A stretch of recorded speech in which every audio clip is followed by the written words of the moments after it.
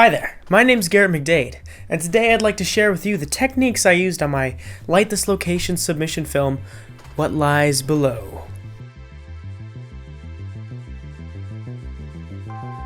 For this short film, me and my DP Max Hurley decided to use mostly all practical light, aka all the light that would naturally be there in the scene.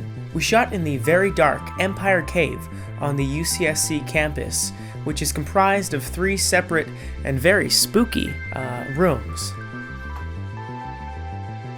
Our sources of light for this shoot included 2 flashlights, 2 LED lanterns, 1 newer CN160, a Canon T3i, and a lighter. Fucking light it up, man! Alright, before we waste too much time, let me walk you through what lies below.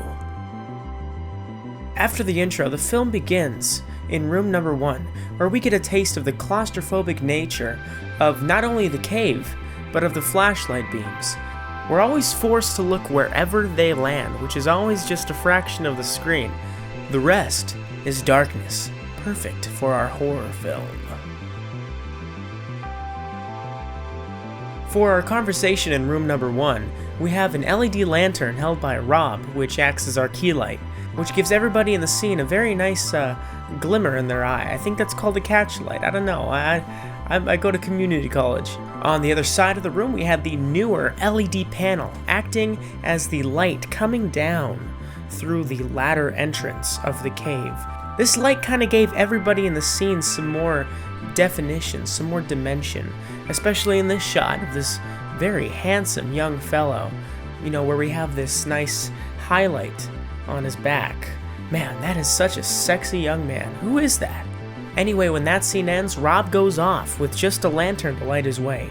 The LED lantern was very different than the flashlights because it had a sort of like 360 degree light, but made Rob feel even more small in the scene since he wasn't extended by his flashlight beam, which he had none. We tried to shoot Rob tiny in the frame as much as we can because it signifies his...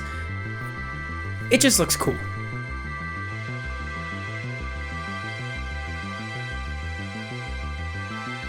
Actually, we shot the actors from afar a lot in the shoot.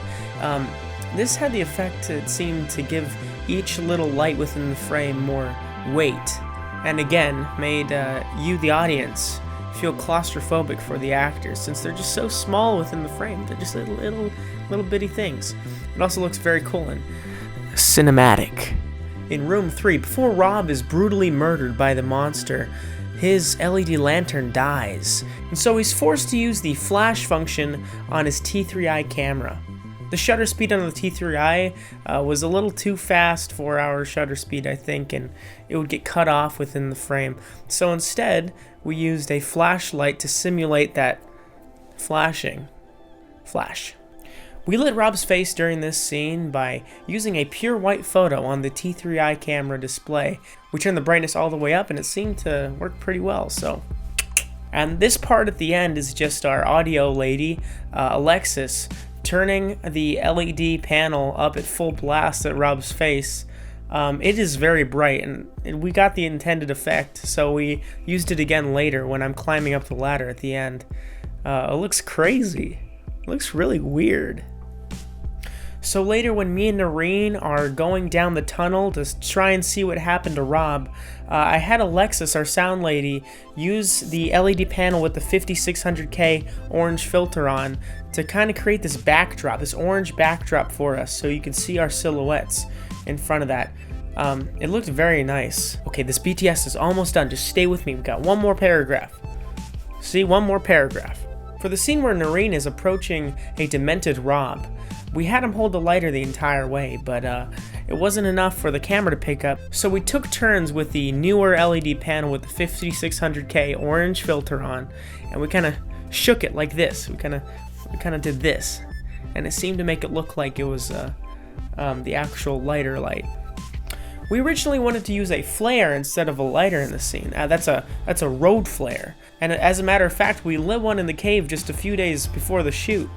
And it turns out, flares put out a lot of smoke, and this cave has 0 ventilation, And so we smoked ourselves out. We had a little smoke out session with the flare. It's probably not healthy at all. But on the bright side, a few days later when we did shoot, the flashlight beams were kind of, they were given more volume by the flare smoke that was left behind. In the last room, you can actually see the smokiness in the flashlight beams. And we were breathing that in for quite a few hours.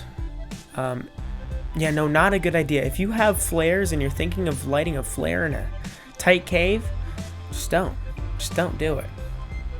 Don't do it. Thank you so much for watching this BTS video. If you haven't seen the short film, the link is down in the description, and also if you want to see my friend Max's submission, it's also in the description, and I act in that one too. So go check that out. Thank you so much.